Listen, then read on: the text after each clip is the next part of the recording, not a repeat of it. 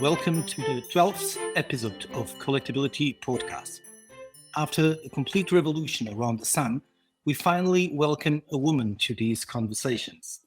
The first, but certainly not the last. Her career is a clear reflection of where her passion lies.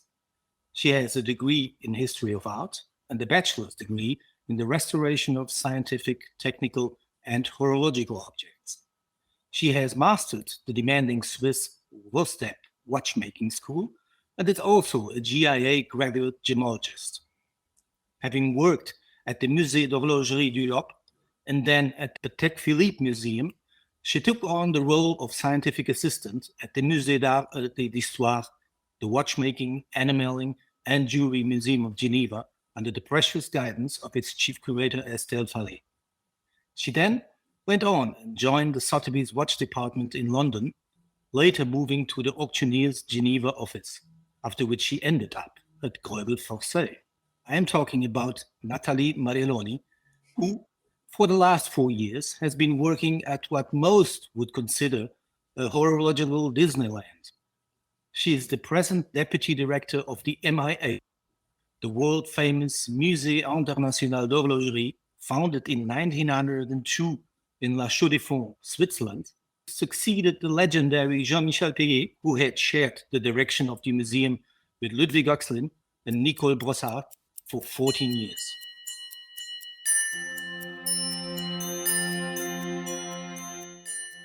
Dear Nathalie, welcome to Collectability Podcast, the podcast about all things Patek Philippe. It is a true honor to have you in this episode. Thank you so much, Carlos. It's a very great introduction. I'm very humbled. I know your resume, which I've just described, is a little bit longer, but we have to keep it simple. Thank you. Yes, I'm sorry. It's a bit long. It's many years of work, as you know, and professional career to get there. So I'm pretty chuffed. Having said that by someone else, it's pretty nice. So thank you for mentioning. First, Musée d'Horlogerie d'Europe, and then Patek Philippe Museum. Afterwards, Musée d'Art et d'Histoire, and finally, where we are today, the Musée International de l'Horlogerie. A lot of museums. I did work private as well. I did work for Sotheby's, which was also one of the greatest professional experience of my life. So I'm very grateful as well to have worked for other companies than museums. But tell me, has anyone ever doubted your passion for horology and watchmaking? No, I don't think so. I tried to escape horology and watchmaking when I was a student, when I started my history of art degree. But I'm from a family of horologists, family of watchmakers, and my parents, my grandparents they're all involved in this trade. So I tried to escape, but I couldn't. So I'm here and I'm passionate. And it was very clear from the start that I really wanted to work in that field. I know that curse when you want to escape, but it's not possible. No, it is not. But it's not a curse. It's a great field to work. And as you mentioned, especially as a woman, I feel very honored and humbled to be trusted for such a great collection that is the one of the MIH. And as you said, it's a very male-driven world. But I am glad to be respected in that field as not because I'm a woman, but because of the general knowledge, perhaps. And I welcome that change that slowly comes into our world, and women are accepted for their professional proficiency. Yes, yes. But we need more of you. I think that the greatest achievement was awarded to me when I was working at Sotheby's, actually, because I've been made Freeman of the Clockmaker Company in London. And also I was the first Swiss woman being awarded a Freeman of the Clockmaker Company. It was just right after I did the cataloging and work I've done for the George Daniels collection. And they just put me forward because they recognized my work and knowledge, and I was really humbled. I do remember that catalog. Thank you. It was a huge work. This is almost the same question I did to Christian Lars during my last interview. The Patek Philippe Museum. How did you enter this institution? What job did you have there? I harassed them.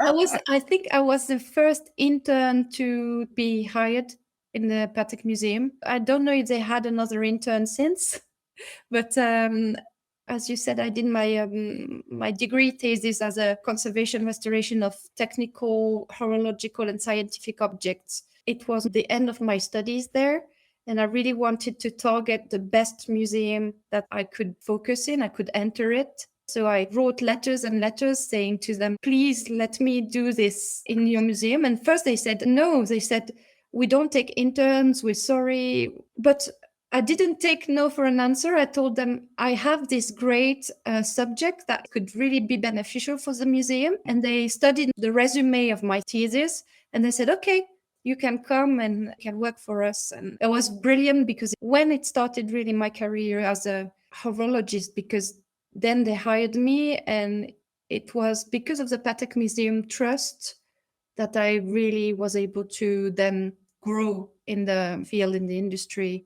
I owe Patek Philippe and especially the Patek Philippe Museum and Philippe Stern massively, because if they kept on saying we don't take an intern, we will never take interns, I wouldn't maybe not be here today talking to you. At Patek, you did a study about what I remember you told me, deterioration of materials. Yes. Deterioration of material if incident was impacted the collection, like a flood, or I did what we call in French a plan d'urgence, an emergency plan. So if the museum is touched by a fire or a disaster or a flood or water being poured all over the object because there would be a fire, for example, it was distincting and describing plan of how to treat all of their objects by category, like organic objects, inorganic objects, different by type of materials, what kind of emergency treatment in conservation restoration you can have for this collection. It's interesting. I imagine they kept that plan as maybe a first list of what their collections and watches are made of in terms of diversity of materials. Yes, I think they were really grateful as well to have this side of the knowledge of the collection. So of course, I'm hopeful that nothing will ever happen in the Patek Philippe Museum. But if it does, they have a procedure to follow and how to treat in the most beneficial way all the objects by materials. This study in conservation restoration of technical, horological, and scientific instrument, they were not very much into the proper restoration work as Christian did, like Christian Lass, because he has a restorer training. I am more on physical and chemical composition of the objects. So how to treat them if something would happen to them due to their chemical composition, not by restoring them per se, like remaking a wheel or remaking any components. That I wouldn't do, but I could treat. There's many ways you can treat a museum collection. Mm-hmm. I do have a book in my shelf, which is a study into the medieval metallurgy of old clocks. Fascinating. Of course, it's technical, but it's a fascinating subject. It's beyond the science between what was used. Yeah, we still use FTIR technology. So basically, if we want to go very deep into the research and date very precisely a material or a metal, it's a bit invasive because we would need to take a sample of the metal and then put that in the FTIR machine. But then it can quite closely describe us the composition of the material and then date very precisely. And then the auction work, Nathalie. You went to Sotheby's watch department, which was actually a big change because it's a different world, even though the subject is the same, watches, horology in a certain way, but it's completely different. First in London and then Geneva. How was your experience there? Oh, it was one of the most wonderful experience of my life. I would recommend the auction world to anyone who is very driven and very passionate and needs and wants to work hard, because it's a hard working world to be a specialist at auction. But you learn so much and you have such a diversity of objects that you can learn from. When I entered the auction world, I wasn't very educated on the vintage market, for example, and I had to really study that and get even more passionate about, PP reference, Rolex reference, vintage, all the vintage watches. I was a lot more trained into the clocks and pocket watches and enamel and so on. I would say my knowledge would be until the end of the 19th century, but anything 20th century, I lacked of knowledge. And with the auction world, I was able to really broaden the field. And I'm very, very grateful for that as well, because it's really passioning. As you know, John Redden was my boss at the time, but we were 13 specialists when I was working there. So meaning that all the 13 of us would move across the globe to help the others. And this feeling of really belonging to a small family of passionate people was something that I would never forget. And these people are still very close friends to me. And I'm really, really attached to this period of my life. It was one of the best times, to be honest. All the people that we were working together at that time, we still have very close bonds and tremendous respect for each other. And still, if we need anything, we know how to reach ways to reach out to the ex-colleagues. We are very, very prone to help each other. I think everybody knows that old auction catalogs are almost like horological books, something we lost a little in some years ago, but coming back again. Good description in an auction catalog is essential. The community out there that loves watches, even if they can't buy or bid an auction, it's essential for this common passion we have. I agree. Even when I do research for pieces that we have at the museum, I go often to see what are the description in the auction catalogs. I have one right here on my desk, which is, this is a Bible, for example, from the Time Museum. And I'm studying this recently because it's as good as some detailed research that you can find in great published books. So here at the museum, we have one of the biggest library dedicated to time and to horology. And of course, we are collecting auctions catalog as well, because they are invaluable for the knowledge. Following Sotheby's, Nathalie, things got a little complicated at Greuel Forsey. I mean, it's Greuel Forsey. I hope everyone got the joke. You stayed there for a year. It was interesting to be on the other side. I mean, as you said earlier, I did museum, I did auction, and then I did a bit of sales, of retails, and following on technical project that they were doing. And I was, because, Stephen Forsey was always traveling, so I was kind of assisting him in order to let him know about what were the evolution of the caliber they were developing at that time. It was interesting, of course. I think I am perhaps less corporate than I thought I was. As you know, auction world and museum world is a very free environment. Like, you can do your research. As long as you do your job very well, you're let at peace and people just let you be. And I don't know if it's because I had great bosses like John or other people that were above me, but as long as you did your job, it was fine to work in a certain way that you would choose to work.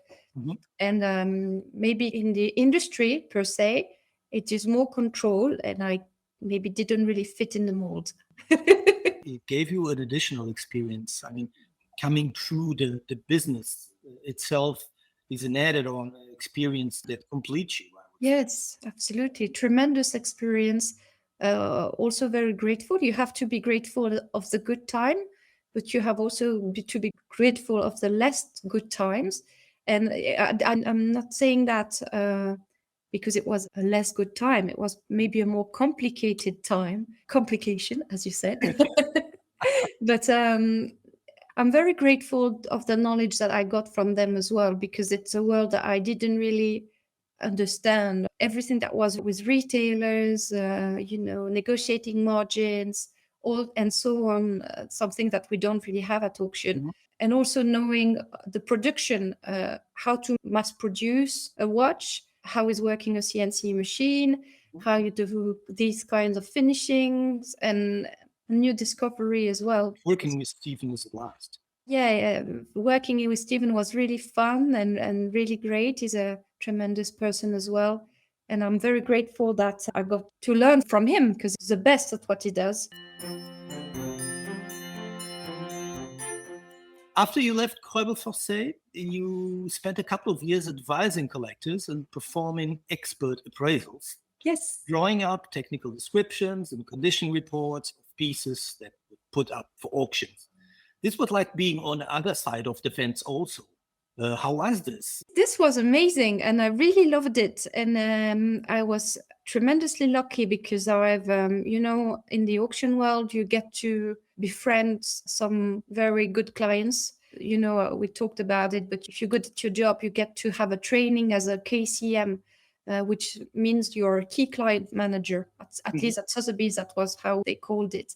And I was lucky enough to have a client I was taking care of, developed through as well other department of the auction house, and that I developed very friendly relationship with. And out of the maybe 10 clients I was managing at the time, perhaps 4 really followed me and asked me to advise on their collection and do description, research, and so on. And I got to travel to do, purchase some objects for them. It was really, really great to have this. It could be scary to be independent, but in my case, I was really enjoying it because people, they were so passionate and so nice. I would have carried on if I didn't get the job at the museum at the MIH because I really liked it. So these collectors kept you busy. Yes. They are still good friends. I really look up to them for many things. So very grateful and honored that they would choose me to care about their collection, which to some of them is just exceptional. Mm-hmm. It's interesting. In this field, you keep friends for life almost. Yes. I was also advising on jewelry for private collectors because I'm also a graduate gemologist, and I also at Sotheby's we got to work with the jewelry department a lot. So I did watches as well as jewelry for these clients, and I'm very grateful I could also benefit for the knowledge in jewelry. When we go to Geneva to the auctions in the end of the year, it's always a side-by-side exhibition. Always watches and jewelry. You have also watches and wine. Indeed. Watches and cars. All the link department with watches are the best to work with. Absolutely. The best colleagues, the best department, the best colleagues. And when you do parties across departments, diners with clients, it's always watches, jewelry, and wine. Perfect. But tell me, the gemology graduate course, why did you decide to take on that course? Did you feel the need for it? It was complementary. I always was very interested in gemstones, and my grandfather had a collection of minerals and gemstones, and he was a director for the Sites company, the first manufacturer of synthetic sapphires and rubies. So I was always interested, and I always thought that I would do it if I could. And at the time, I was working for the Enamel and Jewelry Museum of Geneva, and I got the opportunity to apply to the GG program, to the Graduate Gemologist in London, because my boyfriend at the time had a job opportunity. So we didn't really want to carry it on long distance relationships. So he said, why don't you try to take that course? And I was like, I'm sure they won't take me. I'm a nobody. I mean, they take 10 people a year. Forget about it. Yeah, but try. So I did try, and I didn't say anything to my boss, Estelle Fallet, at the time. And I don't know to what extent, but they took me in and they said, oh, you can come and do the course. So I had to tell my boss at the time that I was taken in, and how she reacted to that was so great. She was so thrilled for me, and she was like, okay, let's go. Then you do this 1 year, and then you come back and you take on the jewelry collection of the museum. That's great. And she was really, really positive about it. So I went to London, I did the course, and I kind of liked London very much, and I wanted to stay. So I harassed Sotheby's to get a job. And then how I mentioned during my introduction, you entered what I called an horological Disneyland, the MIH, the Musée International d'Horlogerie in La Chaux-de-Fonds. Incredible place. Yeah. Is it an horological Disneyland, Nathalie? It is 100%. It's like every day is like being a child in a candy store for me. It's like, I go down in the museum because it's an underground museum for those who haven't visited. It's all built underground. It's the first troglodyte museums. So really an Alibaba cave. And each time I go, I'm mesmerized. And I go before we have visitors, and I often talk to the clocks because they're so pretty, and they're really like, it's like they're alive for me. They do talk back. Honestly, I every day it's like almost a new discovery. It's been more than 4 years now that I am here, and every day I'm looking at some pieces and I discover new details or a new facet of the objects, a new object. Sometimes when I go to the reserves, obviously we don't have everything exposed. We have a different reserve space. And so each time is a real treat. I'm very, very lucky. What would you say is the importance of the MIH today in our world? The importance of the MIH is huge. It's the biggest horological museum. It's most complete collection dedicated to time measurement. So from clepsydras, sunglasses to atomic clocks. And we also have a restoration workshop that is built inside the museum. So you can see my colleagues who are master watchmaker work through the glass. And we have also the biggest library dedicated to watchmaking and horology. So I would say the importance of the MIH is with the Patek Philippe Museum is the biggest collection in horological collection. So it's huge. At MIH, you succeeded the legendary Jean-Michel Piguet, who had been with the museum for the last 40 years. Yeah. Was it difficult to step into his shoes? Yes, of course. Of course. First, you're a woman, you are young. I mean, when he started himself, he was the same age as me. But, he spent 39 years of his life in the museum, running that museum. So, I mean, you get to be very, very humble, and you feel very small in a lot of ways. The way he talks and the way he makes you comfortable. I mean, sometimes I have the opportunity to call him and say, "Hey, Jean-Michel, do you remember this and this event? Can you tell me more? Because I don't find any archives of it." And he would reply to me. So it's like a living institution.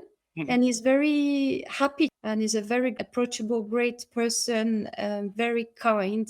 His kindness is beyond words. And so I'm very, very proud that I can reach out to him when we need, because it's not only me, but also colleagues who are watchmakers. Like a living resource. Yeah, he's a living archive. When you step in the shoes of somebody like that, when you inherit his office, inherit his files, inherit his contacts, to me it is still a massive responsibility, and I feel very dedicated to not let that legacy down. Very keen on keeping the high standards. And the institution, the MIH, has also an incredibly important award that is handed out every September. It's called the GIA Prize. I think many of our listeners know it. And in 2022, the winners will be announced on the 22nd of September. Can you tell us about these prizes? Yes, and first of all, I would like to ask anybody who's listening to this wonderful podcast that if you have anyone to put forward for the GIA Prize, you are very welcome to send a dossier at the mih@ne.ch. We can discuss that later. But basically, the MIH started in 1993, and we can compare it to the Nobel Prize of Virology.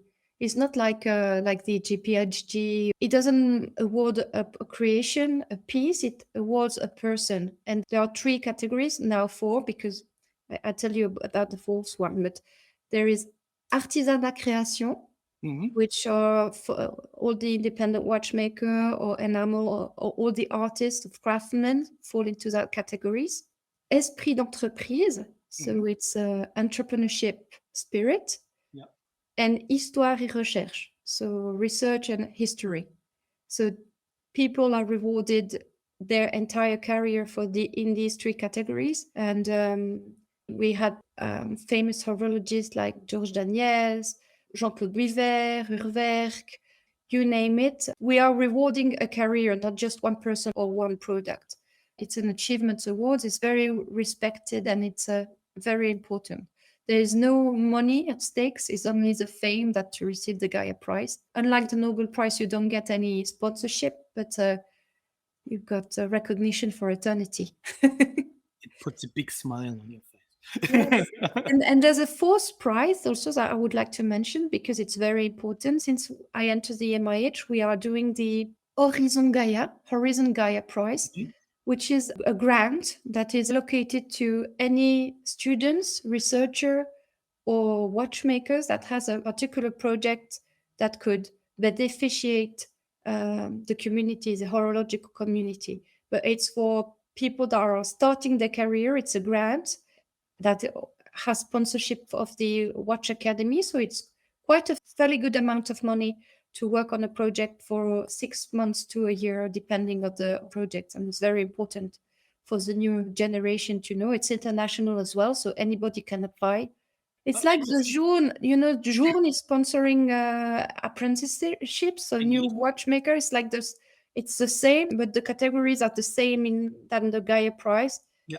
Either for research, historian, or watchmakers, or if you have any marketing ideas and entrepreneurship ideas regarding horology, that would be falling into that grant.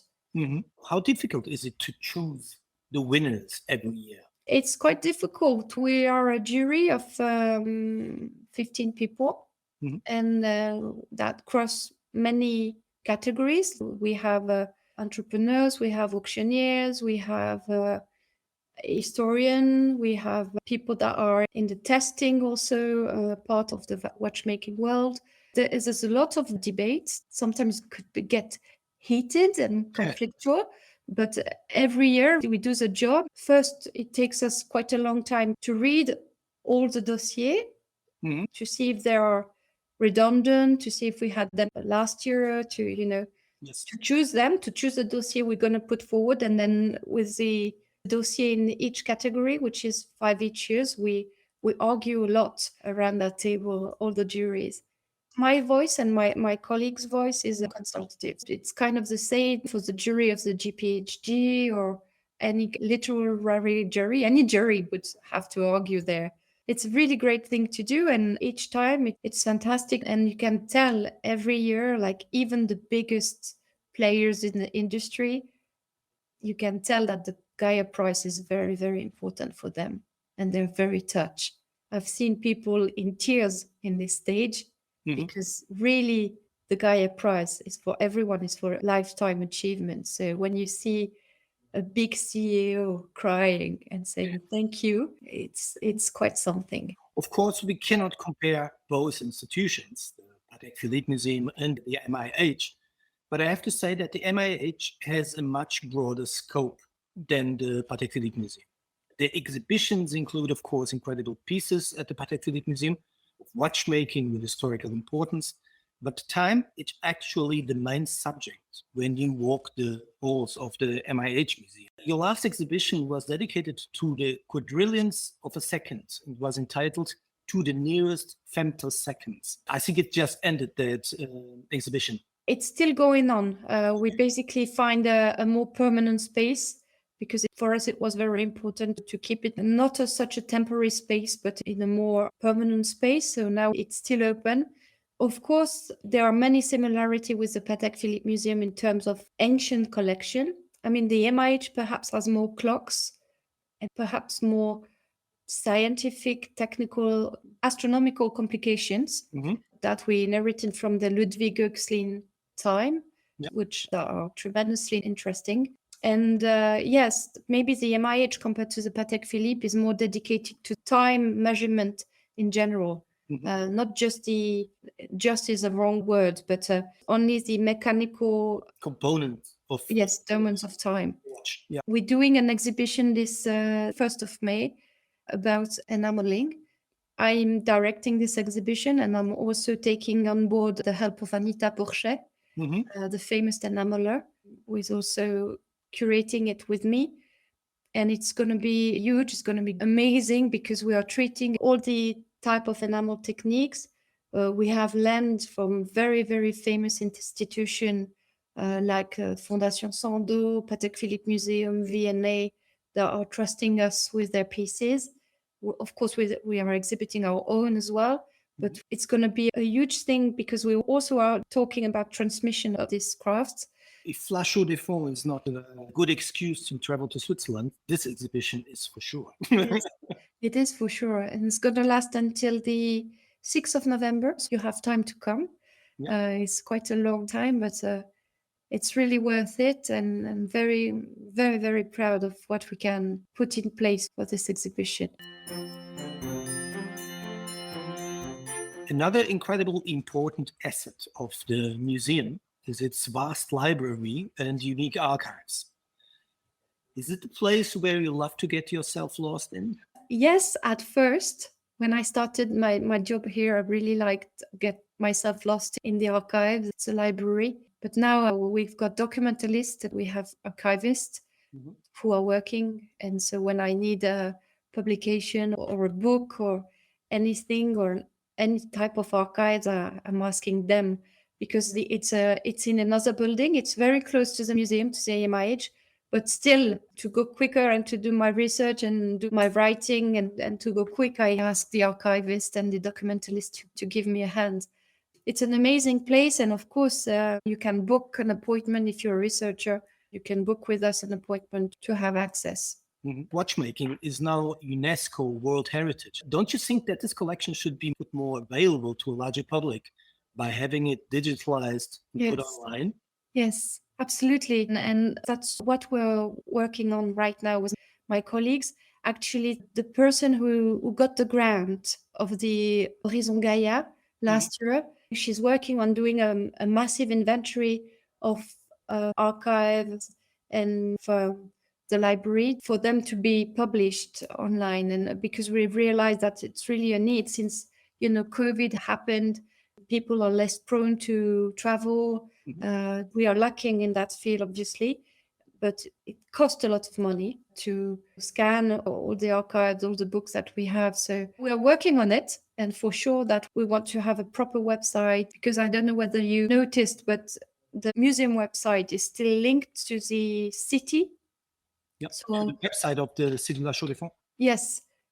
So we are working on that as well to get a proper website so we can put the collection online and the library as well online. That's very important to us. But for political reason, mainly, and security reason, we have just now, like weeks ago, we are able to process it.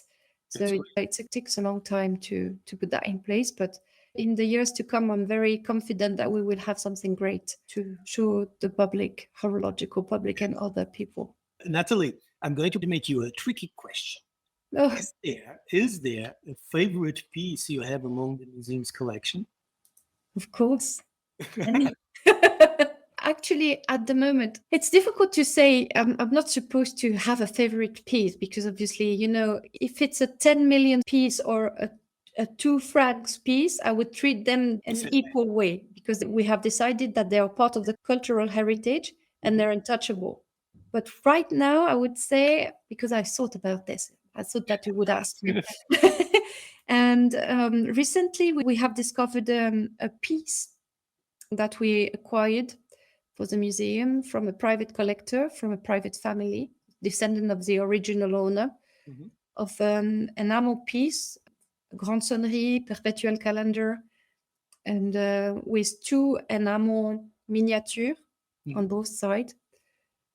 Signed, wait for it, Poluzzi Rohr. The signature of Poluzzi Rohr next to each other on the painting. I've never seen that before. And by doing the research, interviewing Suzanne Rohr, interviewing Anita Porchet, Suzanne Rohr was a disciple, a protégée of Carlo Poluzzi. She worked with him for 28 years. And it's this exact piece that Paluzzi said, okay, now I agree to sign alongside you on that piece because now you're a master of enamel, like me. So I recognize that my knowledge has been transmitted to you, and they both co-sign the piece. And on many levels, This piece is right now my favorite object. I've got many favorite subjects, of course, in the collection, but right now I would say that piece, because obviously having the link with the original family, being able to purchase it, not being ever seen at auction.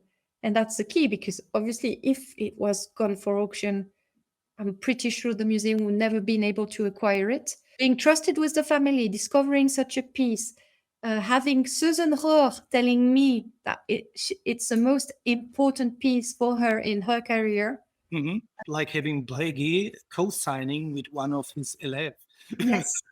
Yes, exactly. Yeah, absolutely. So this is huge. I of course, you have the, in the 17th century, you have the Huot family who co-sign pieces of enamel. It's quite common inside a family workshop that you can find co-signature on enamels. But two enamelists, that one is clearly stated like, okay, by co-signing with you on that piece, you are now a master. It is huge. It is amazing. And I'm very proud that we were able to acquire that piece. I suppose it will be exhibited. Yes. A righteous place in the exhibition. A really good place. And for our last question, my last question, Nathalie, you are incredibly passionate about watches and watchmaking, even in your private life. So much so that you married to one of the most gifted watchmakers and restorers that we can find today, Raoul Page. What do you talk about every day at dinner? Oh God, yes, Raoul. I didn't take his name, because I don't want people to know as the wife of Raoul Pages. But yes, we are married. We have a daughter, and our discussion at lunch and dinner mainly about watches. Actually, we're both passionate. We are both very into it. I mean, we don't mind talking about it. It's a real passion, so it's a positive subject for us. We never argue about anything. I mean, on the subject, for me, it's also a tremendous help to have such a, one of the most technically brained person in the world, living with him. So anything I want to pick his mind with, like, I can go and explain me about this. Why is this escapement so special?